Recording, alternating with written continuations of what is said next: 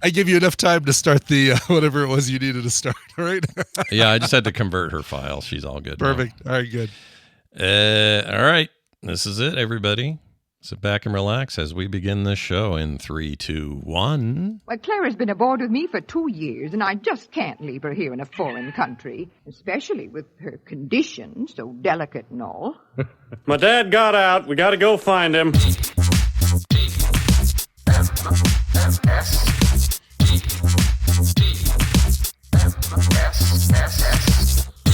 The Morning Stream. Raw meat. Do you like raw meat?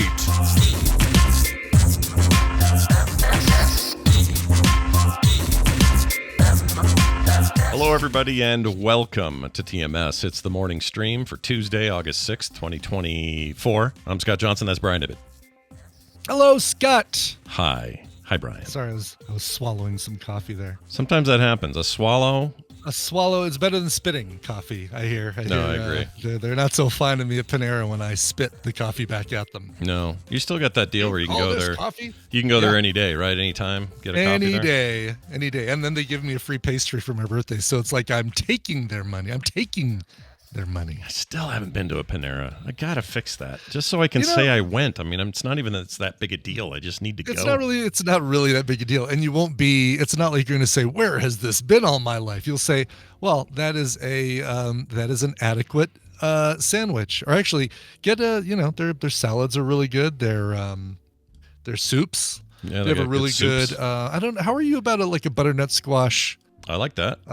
Fall soup, summer and fall soup. I love especially fall soups. I'm a big fan of those. Kim makes them every year. If I go to a place that has a good one, I'm in. Mm-hmm. So yeah, it's the only place I actually like a squash. I hate squash on its own. Blech. Yeah, same here. No, I'm so with you. No, give me a butternut squash soup and I'm a bisque and I'm great. My mom was pushing those on us as kids like it was crack. She was like, "Oh no, you need to eat your squash." Like, Mom, it's a good way to do it. Yeah, it's a good. Garbage food, though. It's not good. It came out of the ground and it tastes like ass. I don't want this. Anyway. It's funny. Dr. Calhoun says, Panera, a place for Karens. You know, you're not wrong. Like, that is the place. Is that true? This Panera is adjacent to a senior living center, which is in the middle of a senior living neighborhood. Right. So it's like the nucleus of I'm just going to show up with all my friends and we're going to hog a table for the whole morning and talk about how bad the country is and what is going to hell in a handbasket. Great. That sounds like fun to be around. Let me have another piece of focaccia. Yeah. I don't know about that. I wouldn't want to be. That location sounds like it might suck. I don't want to be there. It's not bad at all, and I think it probably keeps them on their toes. When I go in there to get my coffee, like they are baking bread first thing every morning, and it just smells so freaking good. And it's everything I can do to not get an Asiago cheese bagel or a cinnamon roll or a bear claw or any of those. So. Let me ask you this question: what was the worst thing? Speaking of smells, what's the worst thing you smelled today? Just today, so far today. What's the worst thing I've smelled today? Yeah, and maybe all you smelled was nice things. So what is the what is the most offensive of even the nice things you smelled today? Well, I went to the doctor's office today, and I did note that I used their hand sanitizer. I blew my nose, and then I used their hand sanitizer, and their hand sanitizer did not smell very good. It was like straight up alcohol with no, I mean, I guess that's good. You want it to be. You want it to be effective, right? You don't want it to be fragrances. Nope, you cut out. We missed that awesome part of your conversation. Oh, really? Yeah. Only a bit there. We were cut out issues. Yeah. If it's, I swear to God, if it's not one thing, it's another. Yeah. I'll shut off. There's nothing going right now. I don't think it's internet. It's something else. It's something between us. Something between us. As stuff gets to you. Yeah. That's right. I don't know what's going on there, but we'll figure it out. Hey, so here's the thing, though. Okay, so to that point, I also don't like the industrial grade version of that stuff. It's gross. Yeah. It smells bad. I need some perfume in my freaking hand sanitizer. Here's the worst smell I smelled today. Okay. Go in the kitchen. Kim says, will you give the dogs their joint medicine? And I said, I didn't know they had that. Because I joint medicine? That. Yeah, not really medicine, but like their joint. Something. Do they smoke it, or is it an edible? It's for their It's for their joints, obviously, but they use it's an edible. It's a food thing. Yeah, I know. I'm kidding. Yeah. And she's got it in this tall container. And I said, okay, hand that to me. I'll take care of it. No problem. I open this thing up, and the smell of 5,000 dead fish hits me right in the face. Ugh. So basically, it's like an omega-3 style dog treat. So that's exactly what it is. It's all omega-3. Yeah, but in human omega-3s, they're not so bad, right? They're fishy, but they're not like, they're not knock you on your ass fishy. This was so bad, dude, that I felt like I was going to puke. And that's not a way I want to break my streak in the kitchen there. No, for sure. It's not over some damn dog medicine. No, yeah. It was gross. So anyway, that just reminded me of that. The grossest thing I've smelled in probably months was these little fish things. And I don't blame. I gave one of the dogs, Boomer. I gave her one. She greedily ate it because they love they like fish. Mm-hmm. Sure. I like fish, she says. Right. It's not a fish you'd want to eat. We asked for more fish. And... That's right. So I gave her a little fish thing. It's about the size of a Rolo. You know the Rolos? Yeah. So I give her that, and she chews it up real fast and then kind of stares at me, and then just kind of nonchalantly, very quietly turns over to her water bowl and starts drinking water because she's like, yeah, this isn't very good. This isn't very good. Why'd you give me this? Let me get this. Let me wash the taste out of my mouth. Yeah. And by the way, I lick my own butt, and this thing you gave me doesn't taste very good. Yeah, she licks her own ass constantly, and it's better than what I gave her. So it's exact. Oh, there he goes again. Dang it, this thing is weird. Yeah, no, I was watching my rings that time, and it was nothing. I'm still shooting green. I'm shooting green. Shooting Scott. green. You got green through that whole thing. Weird. Yeah. You know what I do hear? I do hear a thing right before it's like it's a what do you call it? Premonition sound. I hear a little before it happens. And then about a second later you go blank for a bit and then you come back. But there's always a little before. Weird. I don't think it's anything here. I don't think it's no idea. Because Discord is reporting that I'm sending audio. Like the rings of speakage are fully lit. So something between us. I don't know. Something between us. Yeah. Stupid internet. Why can't you be normal all the time, internet? Why can't you? It's certainly not possible that something on your machine, Scott, it's impossible to even fathom. Well, I don't know what. Well, no, it might be. I mean, I'm not saying you're wrong, but what would do that? I have no idea. I don't know what would cause that, but I have no idea. It worked last night and this morning, so I have no idea. Sure. But anyway, so there's that. Let me get something out of the way. I want to commiserate further with the women in my life. Whew, I saw this yesterday during the Monday show, Scott. Holy cow. I think we should stop expecting as a society, all right? I already don't as a person, but as a society, we need to stop expecting women to have to do makeup all the time. And here's why. You can do what you want. If you like doing makeup, do it. I don't care. But if you don't like doing it and you feel forced to do it, we got to change that because my eyes still hurt and burn from putting eye makeup on yesterday or from Carter doing it to me. She did all my makeup, eye stuff, all this stuff for the Monday show yesterday, and it was just a dare and it was fun and we had a good time with it. But all night my eyes burned. This morning they burned. Somebody suggested maybe, Scott, you have an allergy or something to eye makeup. I don't know, but it doesn't matter how many drops I put in my eyes. F that noise. I'll never do it. I'll never do it again. I'm done. I'm done doing makeup. That's it. That's it for Scott and makeup. No more makeup. Yeah, and I don't care what happens. Yeah. If you want me to play in your freaking Kiss cover band, I'm not doing it unless I can go makeup free. It's the Lick It Up tour is what we're doing. That's the only version of Kiss you're going to be a part of. Yeah. No.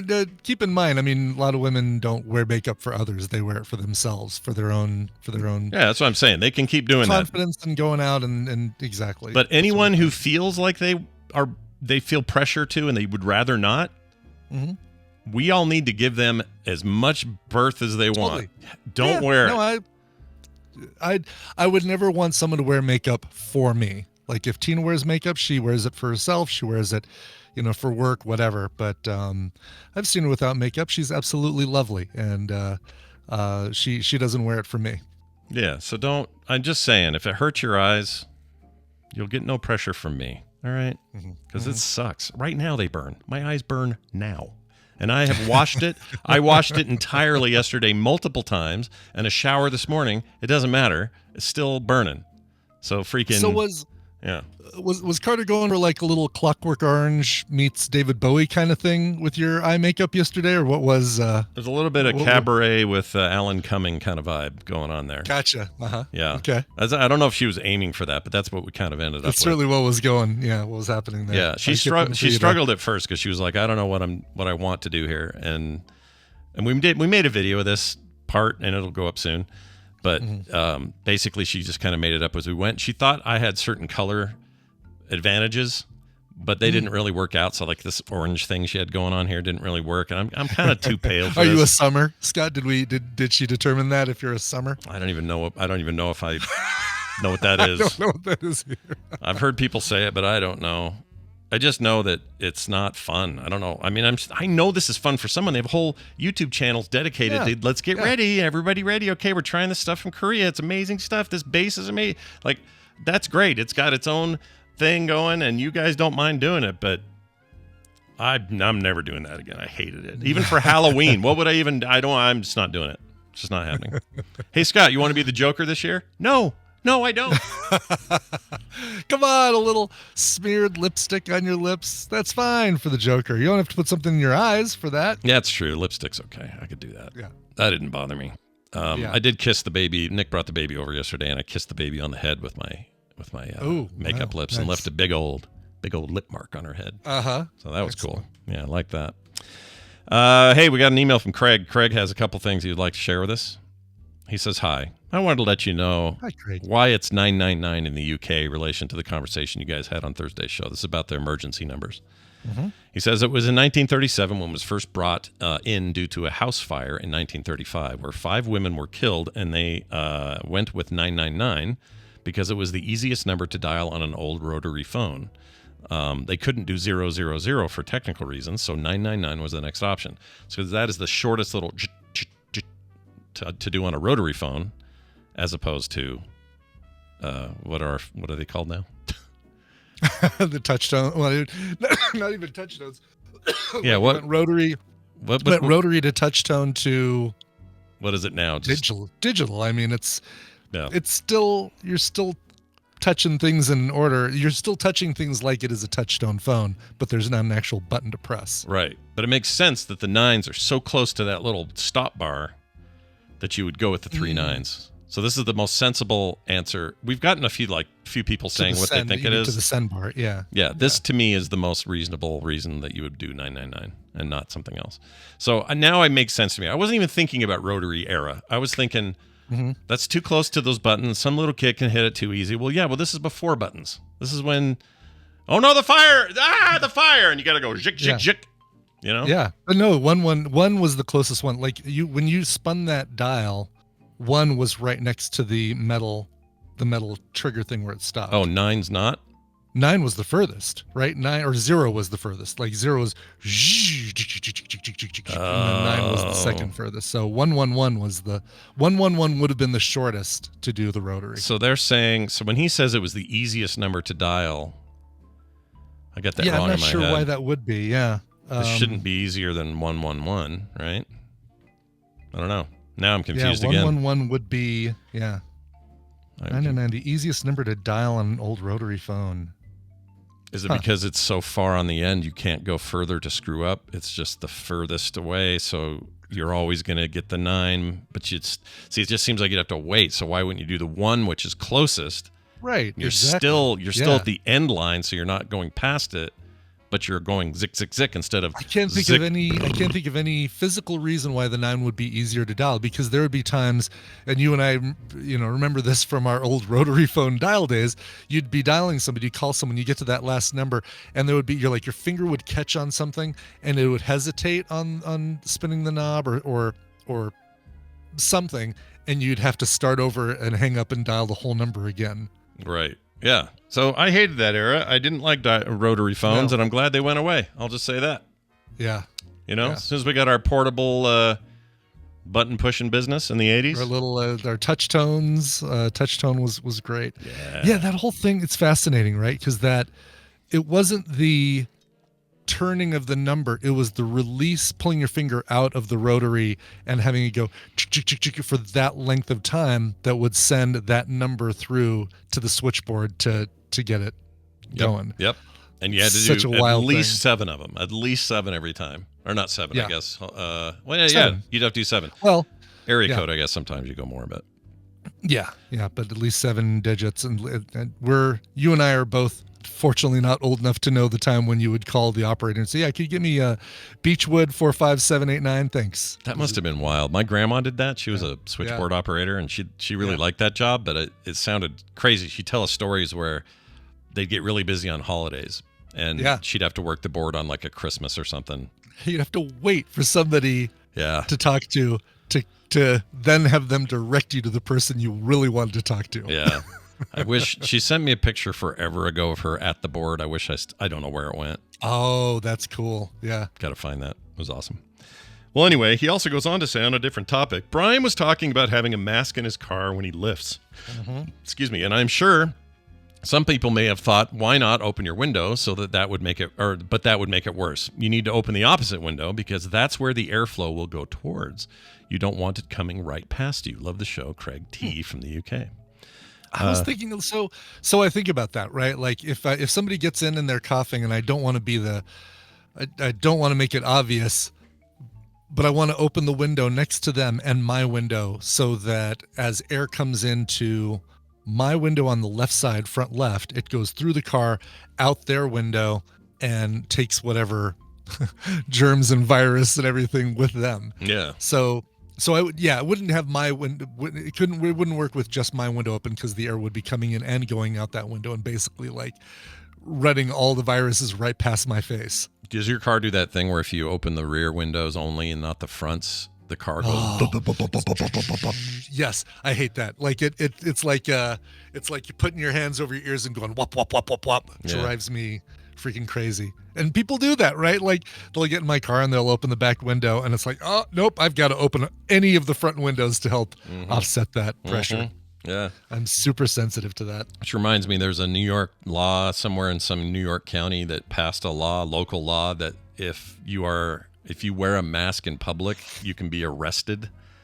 And it's up to $1,000 fine. And there's some language in there about religious and health exemptions, but they leave it up to the cop as to whether or not they want to do anything. Where is this? This is in here. Let me find it. Let's see. Mask law, New York. This just hit my newsfeed this morning, and I didn't have time to really dig. But first thing I would do is like hit Snopes up for this one. It sounds so. Let's see. New York governor. Nope, not that one. Where is it? News. Here we go. Suburban New York County. This is according to the Associated Press. Suburban New York County bans wearing of masks to hide identity, but they're also counting like like health masks. Yeah, like N97 masks and stuff. So it says N95 masks. Yeah, because they will do that. They'll hide your identity. All that shows up is your eyes, I guess. Let's see. Republican-controlled Nassau County Legislature, Long Island, would prevent violent protesters from hiding their identity. 12 Republicans, blah, blah, blah, blah, blah. Masks protect people who express political opinions that are unpopular. And so some people are like, well, okay, but you've completely lost the track if you're not going to allow people who are sick to cover themselves. Exactly. That is what we want people to start doing. This is like, if there's anything else that we've learned from the pandemic, give people, let people feel like, you know what, I'm coughing this morning, I'm going to put on a mask, or I've got the sniffles, or I've got a sore throat, I'm going to put on a mask. Yeah. And now you're basically saying, no, if you do that, we're going to charge you $1,000. Yeah. Basically, the supporters say the bill would keep protesters who commit acts of harassment or violence from evading accountability, but in contrast, opponents say it would infringe on the health privacy laws of people with disabilities and would likely not enforce fairly across different communities. Well, I agree with that last one.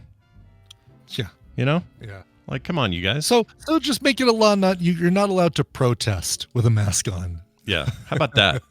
A-holes. And that also includes those Nazi a-holes that keep going around the country where they're all covered up. They're happy to wear a mask. Jerks. Mm-hmm. Tony from Chicago, who says best. It's the best Tony from Chicago. Yeah, he says this. It's a music email. Hey, Brian, you mentioned Trevor Horn on today's TMS. Horn? What? Yeah. Why does that look like an M? Because the R and the N are close together. Yeah, they are very close together. Not sure if you're familiar with the Yes album Drama. I'll bet he is. But Trevor did lead vocals rather than John Anderson, who sat the record out. One of my faves from Yes back in the day. Headphones and a six-pack go back to high school. Run through the light, dude. Best from Tony in Chicago. Yeah, that's so cool. That is cool. Trevor Horn, like in addition to being half of the Buggles and happy anniversary a few days ago to MTV, Buggles' first video played on MTV, Video Killed a Radio Star. Trevor Horn was half of that band. He did tons of production, worked with Seal, worked with Tattoo, and this is like the third time Tattoo is getting brought up. Yeah, crazy. But worked with Frankie Goes to Hollywood and The Art of Noise and all that stuff. He produced one of the biggest albums from Yes, that 90125, Owner of a Lonely Heart album, and toured with them as, I think, doing lead vocals during one of the tours. And maybe it was the Drama tour. I guess I didn't realize that he did lead vocals on the Drama album, but I'm sure I read that. One of the last books I read was Trevor Horn's Adventures in Modern Recording, and what a freaking fascinating book that is about music and all these different people he's getting to work with, and what dicks managers can be when you've got a great artist, really talented and nice artist, likable person, and then a manager can kind of step in and just be a dick and ruin the whole relationship between the producer and the artist. That's not fun. I don't like that. No, it's not fun. Yeah, but it's a really cool book. But I'm sure he mentioned that about Drama, and I didn't remember that, but that's really, really cool. The only cool trivia I know about Video Killed the Radio Star was that Hans Zimmer played keyboards in it. Yeah. I love that. Which I think we found out earlier this year during a film sack, right? Something like that. Up that we were looking at Hans Zimmer's background, and that came up, or something. Somehow it came up. And it doesn't matter if I'm at a public place and somebody's just talking about Video Killed the Radio Star. I feel like I have to pipe up and say, "Did you know?" Like, I don't know why. I just have to. I have to let people know that I know it. There's something about one of the women in the video went on to be, let's see here. There's so much great trivia about that song in that video. Oh, I also, speaking of which, while you're looking that up, my my brother-in-law, I guess, has texted me and said that we are now the beginning of MTV. The launch of MTV is now closer to Pearl Harbor than we are to the launch of MTV. To the launch of MTV, really? It's insane. Yeah, I don't like it.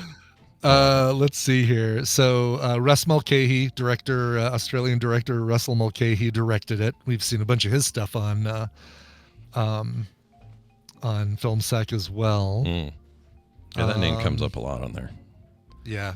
He's like, his biggest thing was the Hungry Like the Wolf video for Duran Duran, with all of the slow motion table flipping and running through the crowd and that sort of thing. Sure. I'm not seeing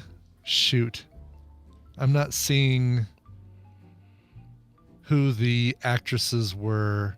Oh, Debbie Doss, maybe that's it. Debbie Doss sounds like somebody who complains about operating systems. Oh, boy, you're gonna be a real boy, Debbie aren't Doss. you a big Debbie Doss? Yeah, calm down, Debbie Doss. Let's see. She was the vocalist on one of David Gilmour's solo albums from Pink Floyd. Yeah. All right. No, that's not. There's something about one of the women in the video. I don't think it's the woman who did the vocals on the song, but she went on to become the Queen of England. Something like that. Yeah. Right. The ambassador to Albania. All right, let's get to some news, and we got to inform people. So here you go. Oh, somebody yesterday told me that we are not doing enough Olympic coverage, and I'm like, oh, really? You guys want Olympic coverage? Did we get blocked for our Olympic footage yesterday of Lungdung pole vaulter, dude? Yeah. We got blocked for showing a repeating GIF of him getting his nards hit. I showed that GIF. Here's what I love about Tina. I say, hey, you got to watch this GIF, and I show her the GIF, and I don't say a thing about it, and she's like, oh yeah, no, he's totally knocked the bar over, and I said, yeah, do you see how he knocked the bar over? It took her 3 watchings of it and me saying that for her to finally see, oh my God. Yeah, I didn't see it the first time either. That's why I love Tina. That is what I love most about Yeah, I didn't notice it the first time either. I had to look at it twice because the headline wasn't even, when I first saw it, it wasn't even clear what was going on. I heard you guys told me what I was looking for before I saw the gifts, so it didn't it didn't trigger for me. I mean, it triggered for me immediately the first time I watched it. And I got a takedown within 20 minutes or something. Yeah. And they said that it was blocked in all territories. I'm like, crap, what are my options? So I went and looked, and I thought I could contest it, but those guys, like the Olympic coverage stuff, those you are not allowed to rebroadcast this rules are so hardcore. I thought maybe I was just screwed. And then they have a new option. I don't know how new it is. It was new to me because I've never used it, but I have an option now where I can just delete the entirety of the section it appears in. So that's what I did. So sorry to everybody who watches on video. The videos are up now, but you're not going to see the guy get his nuts racked. Sorry. I wish you could. I wish you could. You know what? You can go seek it out yourselves. You'll find it somewhere else. Very easy to find. Yeah. Exactly. Not hard to find. All right. Let's get to this news here. It's time for the news, Brian, brought to you by... The Brew Prophecy game mats are on sale now at frogpants.shop. Scott, tell the people what they can get. Well, I'm going to pull it up here real quick. Thought I already did, but I didn't. And it's loading. We're loading. Here we go. This is the thing I teased yesterday. It's a brand new game mat. And that means that if you want to use it for like a mouse mat and keyboard mat, you could do that. If you want to use it for your tabletop games, your card games, whatever it is you like to do. People love having these with them. They take them to their Magic the Gathering events and that sort of thing. 24 inches by 14 inches, very limited edition. We're only going to do the one batch. You can get in there and pre-order them now. We'll do about a week and a half pre-order, and then they will come rushing in. There's even an example on the site of what it used to look like versus what it is now. I recreated the whole thing from scratch. Really? Wow. Yeah. What's that? I just wanted it to be more dynamic. Just want a new... Yeah. Cool. The old one is fine, but I don't know. I wanted more of a cool angle. I wanted some blood on there, some dynamic lighting. It is very cool. I love the new one, the new look. Yeah. Yeah, I just wanted to tweak it a little bit. So I did, and it's up there now. These are, like I said, going to be limited. So if you want to grab yours, now's the time to do it. We already had a bunch of people who just happened to run into it last night without an announcement, and they've already got theirs. So time is limited. If you want it signed, there's an option for that. There's all kinds of cool stuff. So go check it out. That's at frogpants.shop today. All right. This story here about shoplifting. Speaking of shops. Something you don't want to do at the Frog Pants. Yeah. You shouldn't. Well, you couldn't. But if you did, you wouldn't. Or something like that. Yeah, you can't shoplift from an e-store. Not easily anyway. Not that I'm aware of. Hope not. Shoplifting Steven Seagull. That's right. They have a bird named Steven Seagull. Has been banned from their shop. A shoplifter bird dubbed Steven Seagull has been banned from a convenience store for flying off with packets of crisps over a 6-year stealing spree. This is, I got a picture of him. This is in Europe, obviously, in the UK. Because you don't say crisps over here. Nope, crisps. Yeah, we don't call them crisps. Nope. Packets of crisps. Let's see if the video works. This In isn't. Dorset is where this is. Here he comes. Check it out. Comes in the window. Comes in the door. Oh, I need to watch. Grabs the chips and leaves. That's amazing. It's great. Yeah, I love how he's so low he doesn't even trigger the ding dong. Yeah. I think it's amazing. I mean, this is my state bird doing state bird shit, man. This is great. Well, he's no longer allowed in there. It says here, staff at the Lindale store in Wyke Regis, Dorset, have put up posters urging customers to close the door behind them to try to get Steven to stop sneaking in and grabbing the crisps. What are those Doritos he grabbed? Let's see. Let me see. I think they're Doritos or something like it. It's next to a bag of Tostitos, which are not good. It is whatever it is. It's the closest bag you could get. Yeah, I love that. Let's see. It says the manager of the store, Stuart Harmer, said the crafty seagull has made off with about 30 packets of crisps in the past 2 months alone. He said, quote, trying to explain to the powers that be that I've got stock less because of a seagull. Well, they think that's a joke. I'm curious how he opens it. I'm like, do they show in this video like he's got it? It shows him kind of prying on it, and then they cut. Yeah. I wonder how he rips that. Those don't seem like they'd be that easy to open for a for a seagull. Yeah. Someone without opposable thumbs. They should have kept filming. I don't know why they stopped there. Yeah, anyway. they're even difficult for humans to open, let alone seagulls. Come on now. I just love how nonchalant. It's like, oh, there's another bag. See you later. Like he's not even messing around. He doesn't hang around. He doesn't sneak. Doesn't even like act like he's in there for some other purpose, and then just grabs it and runs. No, he's. This bird's an all-star, man. I love him. That's right. Let the bird alone. Let him have a bag once in a while. Just once in a while. Give him a bag. I'll pay for this bird's bags. Okay, is that what you need? Will that make you happy? Bird bags. Yeah. Bird bags. Pay for that bird to have a shack. A sack of crisps. Sack of crisps. All right, let's talk about a naked woman. Yeah. Naked woman in our IRC jail. My favorite subject. Yeah. I love the naked women. They're great. Right, yes. What is an My IRC? favorite band.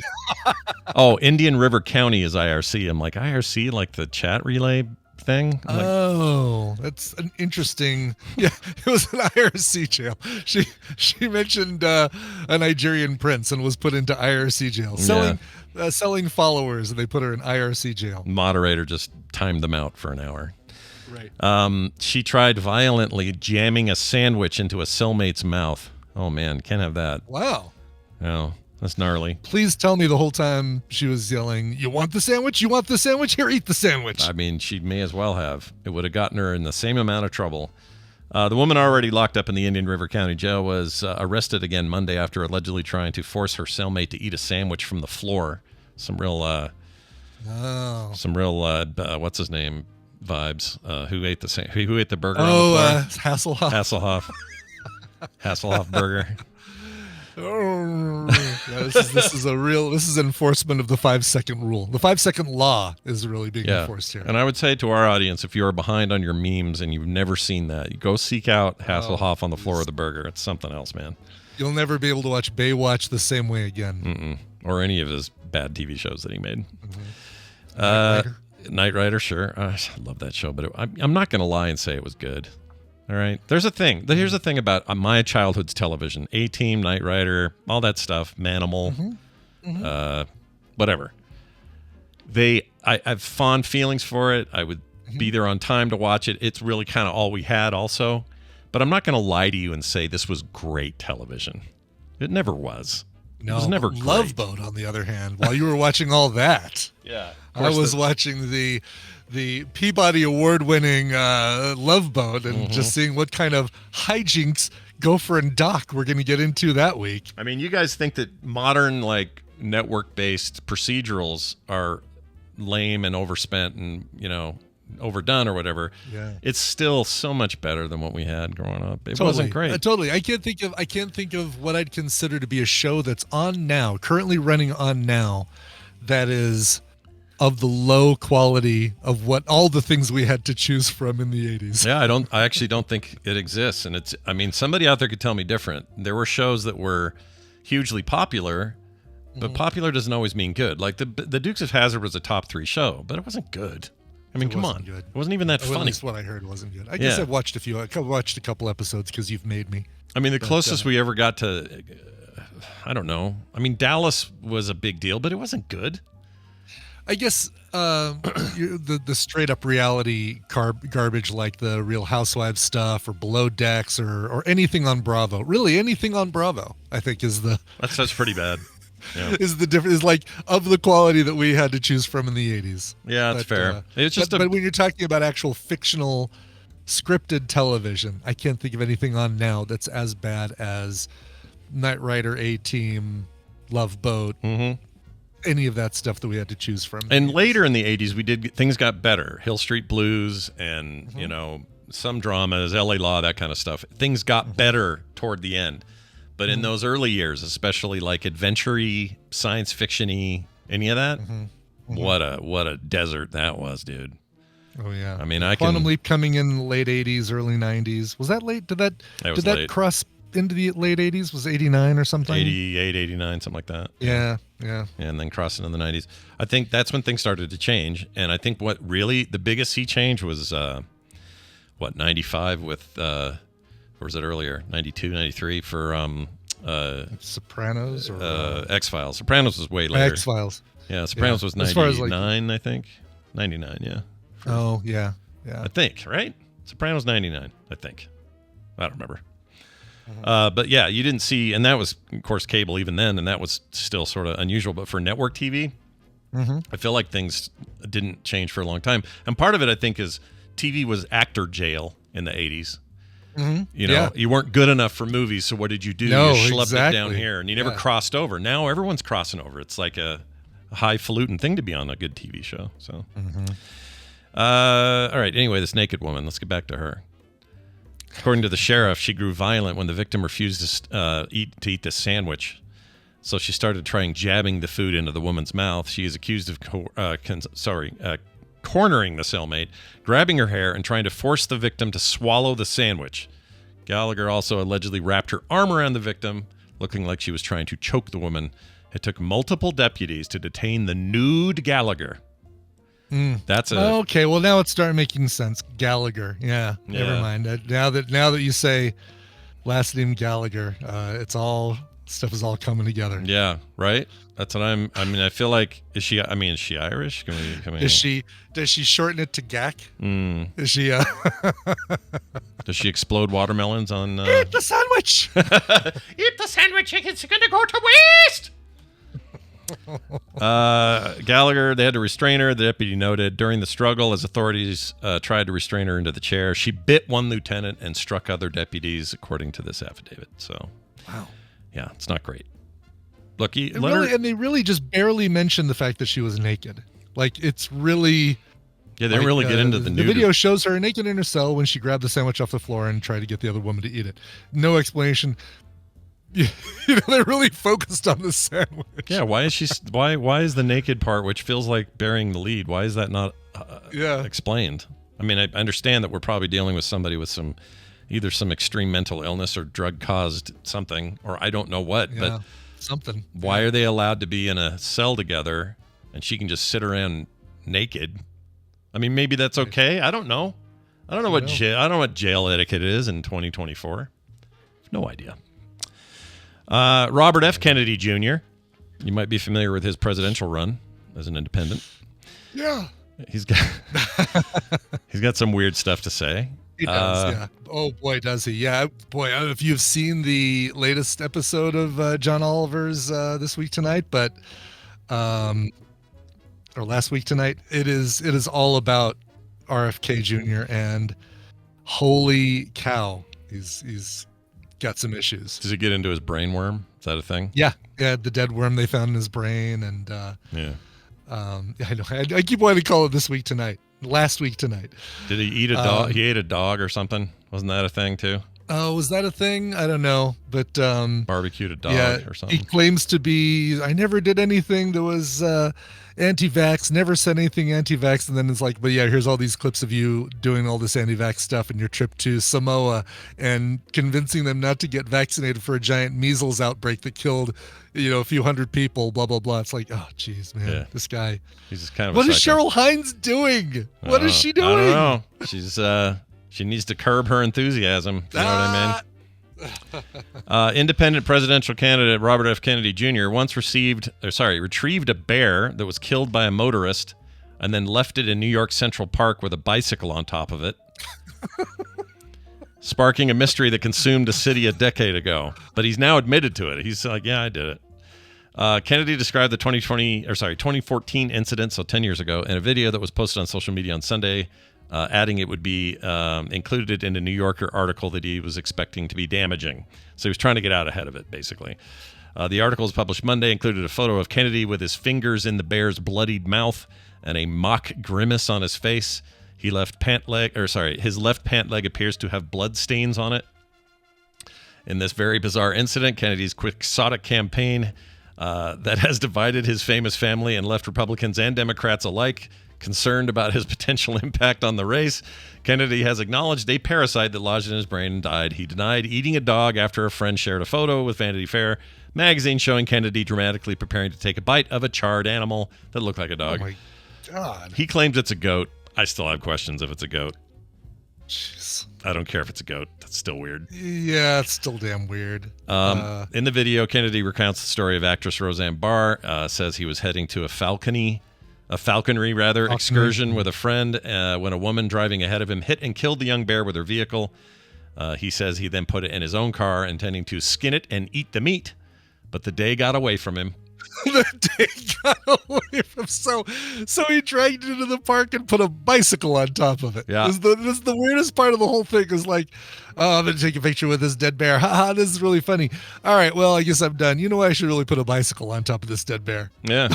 I mean, I'll be honest. I think that having a third candidate is not a problem. I think having new ideas in our system is great. All that stuff is true. This is the wrong effing guy. All right? Golly, yeah. He's weird. Well, he's really weird.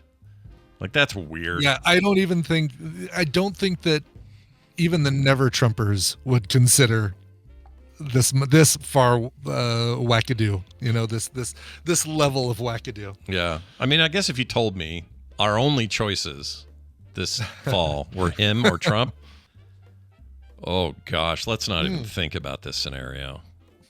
That really truly is choosing between a turd and a shit sandwich. Right in, new choices, please. Yeah, I'd write I'd do like jury. I'd write my mom in. That's what I'd do. Yeah. Gross. Well, anyway, there you go. Bear in the park. Why not? Let's see. We got room for one more. Live crab found snapping at snacks inside a vending machine. Got another little animal trying to get free food.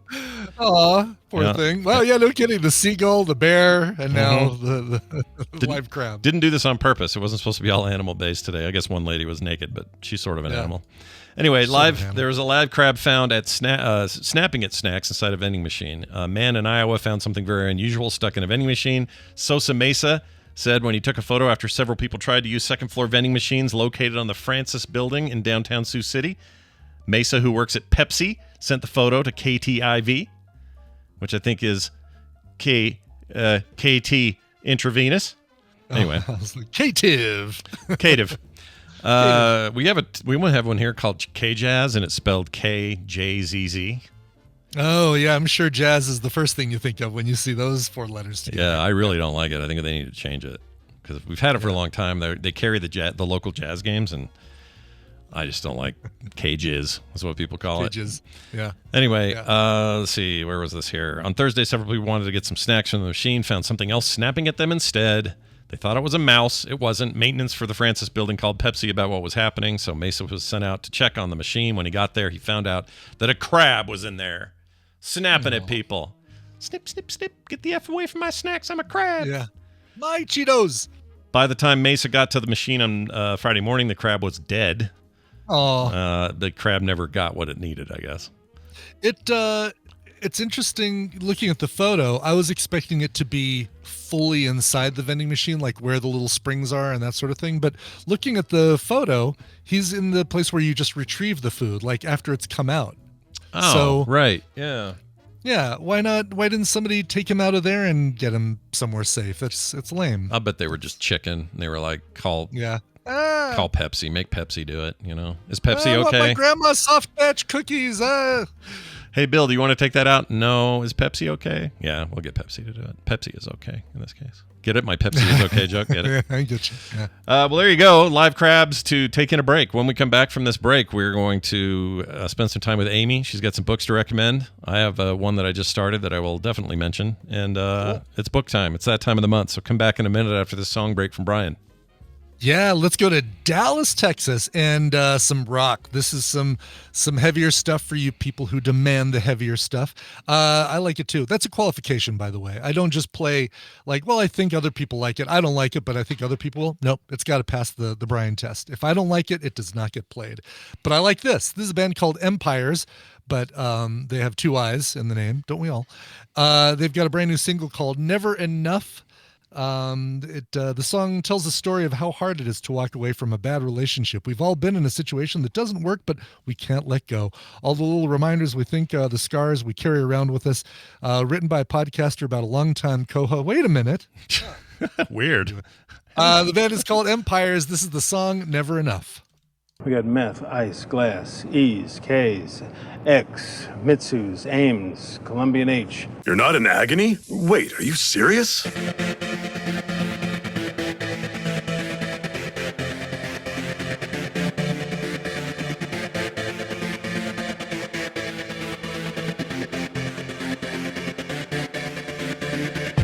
Hey, everybody, we're back. Who did that song again?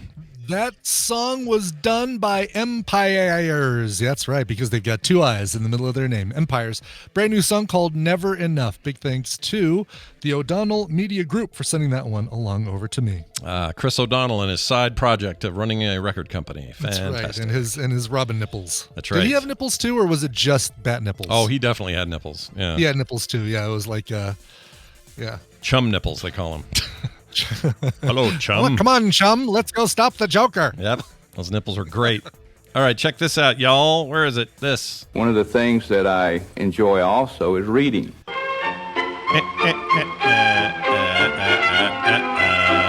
All the way from beautiful somewhere near Atlanta, Georgia, we have the lovely, the beautiful, the wonderful, the talented Amy Robinson. Hello, Amy. Oh, well, thank you so much. Good morning, friends. How are you? Good. Feels like I've been sorry to traumatize you with all the horrible animal stories on the first half of the show today. Oh my God. It's mostly the crab in the vending machine. I'm like, I'm never putting my hand in like one of those, where you can't see it because of the flappy thing. Nope. Yeah. No, not doing it. Nope. Oh, really? Like you're going to look in there first, like scope it out with your flashlight on your phone and then make sure. Have I never told you guys this story about my phobia of crabs? No, do it. No. Let's hear it. Oh my gosh. I have such a, okay. So when I was younger, we used to have family friends who had like a condo in Panama City. So we would go for a week or two in the summer, and it was right on the beach. And my sister, who was 10 years older than me, got the unenviable task of having to watch me.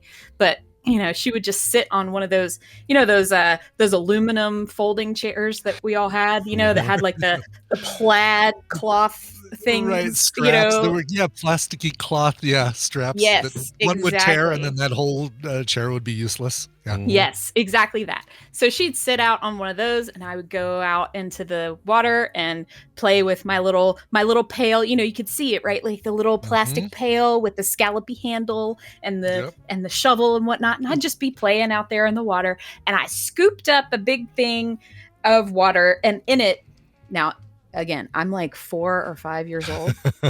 So in my mind, this crab was like the size of a basketball. Right. Okay. Yeah. I'm sure in real life it was probably about the size of that crab that was in the vending machine. Sure. But in my brain, it was this giant monster, and I could see its little pinchers coming for me. And I freaked out and went screaming, running up the beach. Now, as I look, and I'm like yelling for help, and my sister is falling over in that aluminum chair, laughing because my dumb butt didn't drop the bucket. Oh no! Oh, you're still carrying the bucket So with you. I'm carrying the bucket with me, and like this crab is effectively chasing me up the beach because I'm carrying it. Yeah. So, yeah. And then my sister decided to compound this injury by then telling me, all of those little holes you see in the sand, that's where the crabs live. Yep. Oh, great. That's a helpful thing for a sibling to do. Yeah, too. Exactly. Oh, like my God. All She was those evil. holes, Yes. the little breathing holes, every single one. Yeah, it feels like something I would have done to my sisters, so don't feel bad. I would have probably done the same thing. So they're basically sea spiders, and you know it better than any of us. So, I'm with you. Can you eat crab? Like someone says here, we're having a crab boil. You're fine with that? Oh, yeah. I can eat it. I mean, I prefer like the crab meat to be. Yeah. Well, I prefer like the crab meat to be already like processed. I don't like get like a whole crab and have to crunch it myself. Like that does kind of creep me out a little bit. But, as long as it's not moving. Like, I hate those places where you go and you can, like, pick out your own crab or your own lobster or whatever, and I could see it moving. I'm like, nope. You pick one for me. It's cool. Like, I'm good. Yeah, I think that's a reasonable fear. I don't think this is a thing. I can't judge you for this. They're basically spiders that we have all agreed is okay to eat, and that's weird, It's weird that we've done it as a people. And lobsters are cockroaches yeah. that we've agreed to eat. Yeah, they're basically cockroaches. They're really, I mean, you go to a fancy place and it's like, oh man, the lobster's so expensive here. And I'm thinking, yeah, but why? It's a sea bug. It's a bug. Like, what are we doing? They're so yummy. They're so tasty, yummy sea tasty bugs. Yeah, they are tasty bugs. But if we looked at like, the comparison of like, here's the carapace of a cockroach and here's the carapace of a lobster, not too far. But, yeah, or even crawdads, man. They're basically just tiny versions of that same thing. And I love them, but if I think too hard about it, gross. No, best not to think too much about it. That's why I can't. We've been to Scotland, and I try very hard whenever we travel, experience new things and try new things and whatnot. And I could not get past haggis. I was like, I can't do it because I know I know too much about it. If you'd have just told me it was sausage, I'd probably eat it, and then later you could tell me that, hey, that was haggis, and it would probably have been fine. But I can't do it. Plus the name is terrible. Haggis? Right? Oh yeah, no. Haggis. It sounds like terrible, it sounds like a guy you have looking after your farm. Yeah. Old haggis. Hag. Like it begins with hag. It's like it's not. I don't like it. Haggis. It sounds terrible. Like, George Carlin's old thing about garbanzo beans. Those are the first 4 letters of garbage. Yeah. It's true. They are. That's why they rebanded as chickpeas. Right, exactly. Yes. Well, that's true. It's a much nicer thing to say, isn't it? Much nicer than garbanzo beans. Yeah. Well, speaking of the garbanzo beans of literature, we're going to get into those.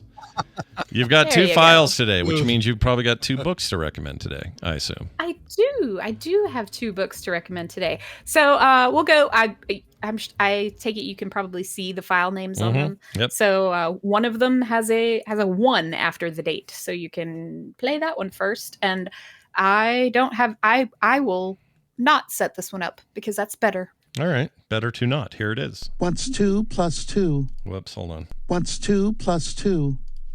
It's a computer. A computer is hassling me. I say. Incorrect. What's 2 plus 2? I feel something.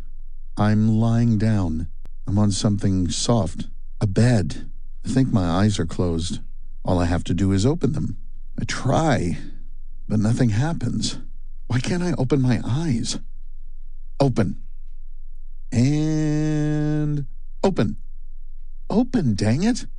Ooh, I felt a wiggle that time. My eyelids moved. I felt it. My eyelids creep up and blinding light sears my retinas. I keep my eyes open with sheer force of will. Everything is white with shades of pain. LED lights shine down on me. Cameras in the ceiling watch my every move. Creepy though that is, I'm much more concerned about the robot arms. The 2 brushed steel armatures hang from the ceiling. Each has an assortment of disturbingly penetration-looking tools where hands should be. Can't say I like the look of that. I'm wearing a breathing mask. It's tight to my face and connected to a hose that goes behind my head. Can I get up? No, but I can move my head a little. I look down at my body. I'm naked and connected to more tubes than I can count. There's 1 in each arm, 1 in each leg, 1 in my gentleman's equipment, and 2 that disappear under my thigh. I'm guessing 1 of them is up where the sun doesn't shine. That can't be good. Where am I?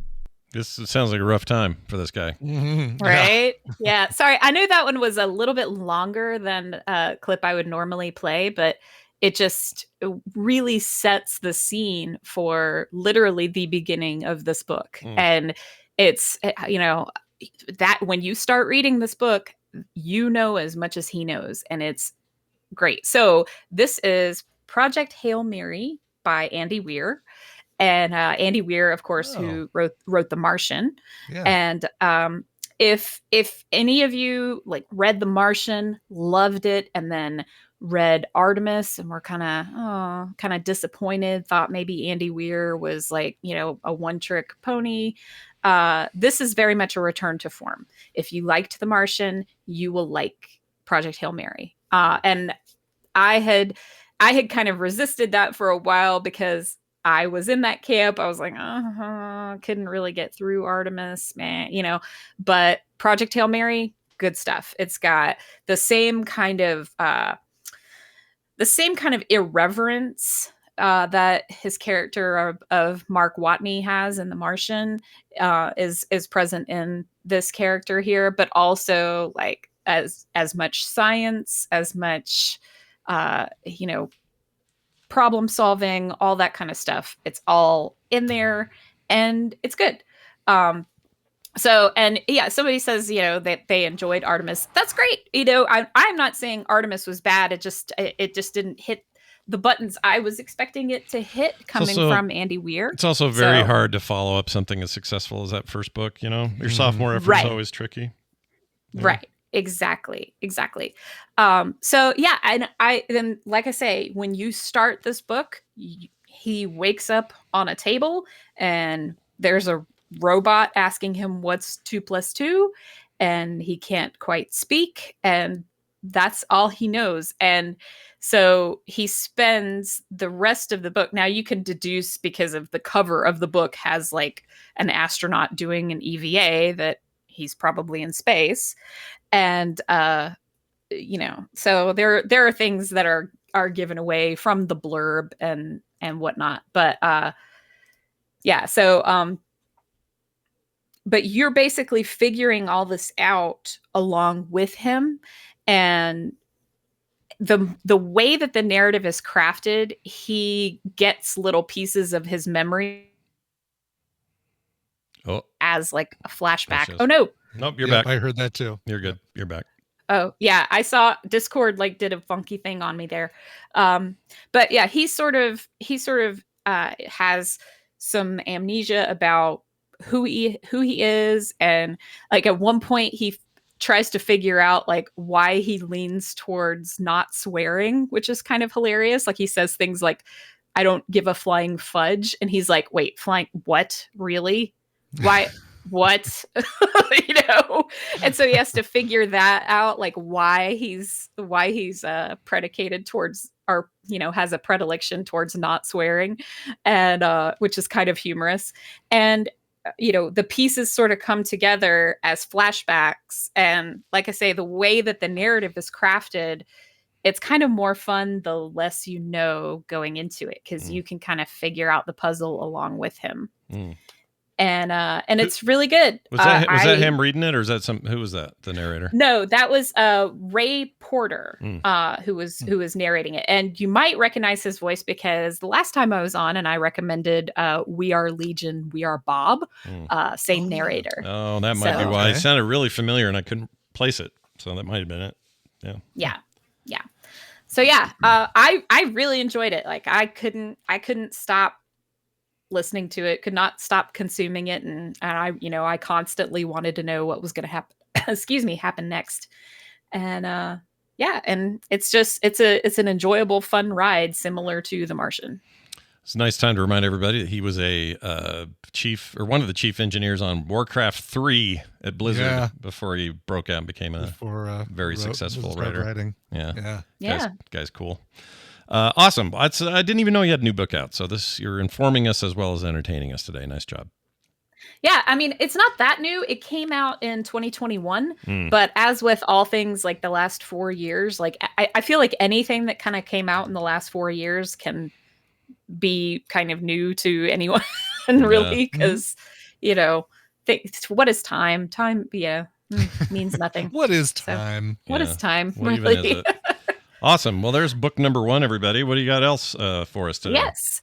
So book number 2, I brought along. I was sort of inspired to bring this one up because of the Olympics going on. I don't know if you guys are watching more than just a ton, pole vaulter, but I'm very much enjoying like watching the Olympics and just marveling at the feats that these people can do. It's really impressive. So and this was a book written by someone who was a competitive gymnast, and This was actually the clip, I will say, is pulled from the trailer from the movie that was made based on this book. And it's based on a memoir, basically. So it's all based on a true story. All right, here you go.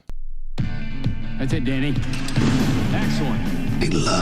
He finds the love in what he does.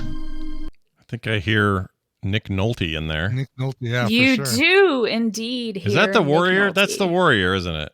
Yes, that is Way of movie. the Peaceful Warrior is the name of the book, and the movie is called Peaceful Warrior. So like the book itself, it's sort of subtitled A Book That Changes Lives, which I think is a little, that's a little much. But it does through a narrative way, it does raise some really good questions, and it asks the reader to do some introspection through the eyes of Dan, who is both the protagonist and it's not a self-help book by any means. It is literally this guy telling his story of how he got through this. So he was a competitive gymnast, and as you could hear, like he was kind of cocky, he was good looking, school came easy to him, he was an athlete, and then he was in a car accident and was told that he might be able to walk again, but obviously like doing gymnastics was right out, and that just crushed him. And then he came across this enigmatic old man at a gas station, and who sort of mentored him in sort of it all sorts of things, like how to breathe properly. It's like meditation and mindfulness, compassion, stuff like that. But it like I say, it's a little much to say, oh, this book changed my life.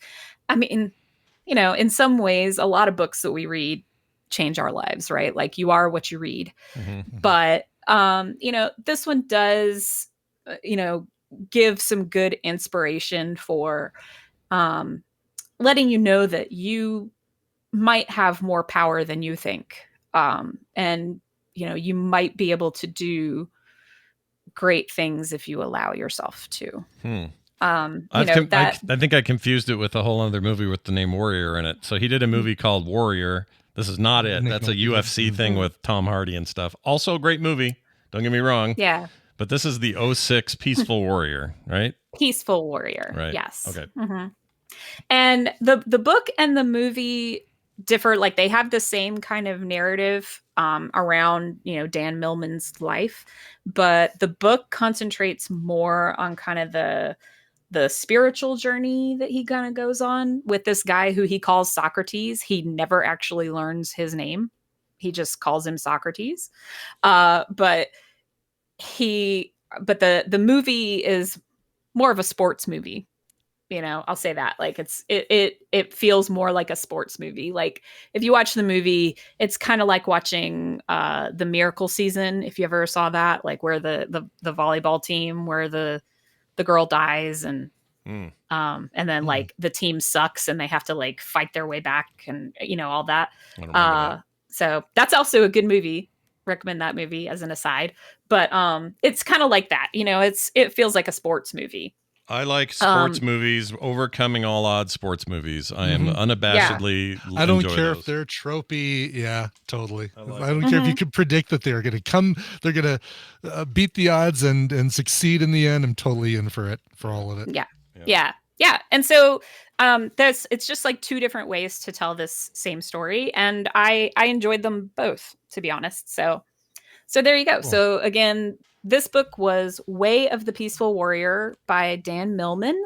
And the first book was Project Hail Mary by Andy Weir. Nice. A couple of great recommendations. And I would just say, I've only started it, only 2 chapters in, but if you're in for some horror right now, I started a book called The Black Farm, and it was recommended to me by, I don't even remember who, but it's book 1 of, I guess, a 2-book series, and it is freaking wild. I don't even want to give anything away. Let's just say that, I don't want to even say that. I don't know what to say about it, except that it's rad so far. So go look it up yourself. See what you think. It's called The Black Farm. A little bonus dangly recommendation there for you. I know. A bonus dangly recommendation. That's right. Just hanging out the side. Until then. Yeah. Don't go pole vaulting with one of those. Yeah. Now we're out. Excellent. Well, thank you so much, Amy. Always feels like too long in between times we get you on here, but we do look forward to your next appearance. And may all your books be page turners. Ooh, thank you so much. Whoop, I didn't mean to cut her off that quick. Joink. That was just a finger flick of a problem there. It was fat fingered. Oops. All right. Real quick. I want to give somebody in our Discord named Noobing. I don't see him in the chat in most days, so I don't know if he's even been in there. But I want to give him the credit that we were trying to give yesterday for the idea of, hey, the TMS title of the day should be our doodle idea in the drawing fun on Discord. Yeah. So Noobing, congratulations. Thank you for that. We really appreciate it. It's very cool. We love doing it. You guys should go check those out on our Discord. People are very creative and stupid, and I love it. So go check it out. Can't wait to see. I did not come up with a loofah regno, so I'm looking forward to seeing what our prompt is going to be for today, and hopefully getting that one done. Yep, we'll find It's getting that me out. back into Procreate, which I haven't touched in over a year. So, oh gosh, I'm loving getting back into Procreate. Good. Everybody get creative. Start drawing. Let's go. That's it for the show. Frogpants.com/TMS is our website. That's all you're going to need to know. You'll find links to everything. And it's real easy. It's the web. You just go there, you type it in, you're in. Brian, let's get out of here with some music, though. Do you got some for us? I do. Landon wrote in and asked for this one. He said, hey, steal this album in BYOB. August 1st marked my 33rd anniversary of the day I spawned. To celebrate, can the cover connoisseur find me a song covering the band System of a Down? Well, sure. If there isn't anything that meets your standards, any musical genre crossing cover of a normally heavy song will do. Love the show, though. Landon from Baton Rouge. Nice. Home of the stick, the red stick. Let's get to this one here. This is one we played on the show before, but it's so damn good I can't not play it again. From their album Chapter 2 from 2011, here are Robot and the Wizard and Chop Suey featuring the Siren. This show is part of the Frog Pants Network. Yes. Get more at frogpants.com. I don't know what happened there. I like the ending where the baby chokes itself. I'll fix it in post. I don't know why that file broke. Oh, I know why. I have a shortcut key and I hit it. Oops.